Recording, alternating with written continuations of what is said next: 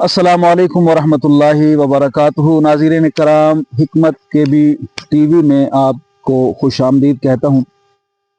क्या आप जानते हैं कि पेट की बीमारी सिर्फ एक बीमारी नहीं बल्कि सैकड़ों बीमारियों की जड़ है।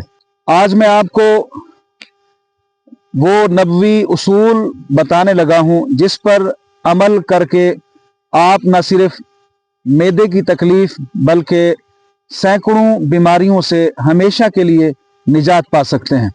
हिकमत कहती है कि मैदा बीमारियों का घर है। नबी अकरम सल्लल्लाहु अलैहि वसल्लम का इरशाद गिरामी है कि इंसान ने अपने पेट से ज्यादा बुरा कोई बर्तन नहीं भरा।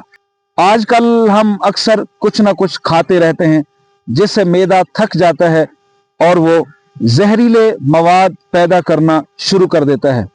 इसका बहुत आसान सा हल है, भूख रख कर खाना खाएं और खाने के दौरान पानी न पिएं, खाने के बाद पानी न पिएं और कोशिश करें कि खाने से पहले पानी पी लिया जाए और रात का खाना सोने से कम अज कम 2 घंटे पहले खा लिया जाए।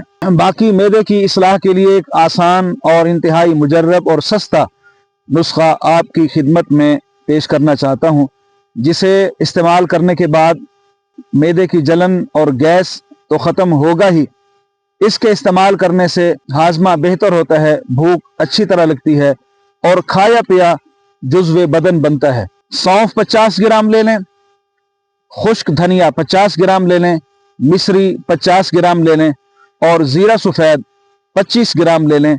इन तमाम चीज़ों को अच्छी तरह बारीक करने के बाद, अच्छी तरह पाउडर बनाने के बाद शीशे के जार के अंदर महफूज रखें और आधा चम्मच सुबह, आधा चम्मच शाम, खाना खाने के आधा घंटा बाद ताज़ा पानी के साथ इस्तेमाल करने की आदत बनाएं।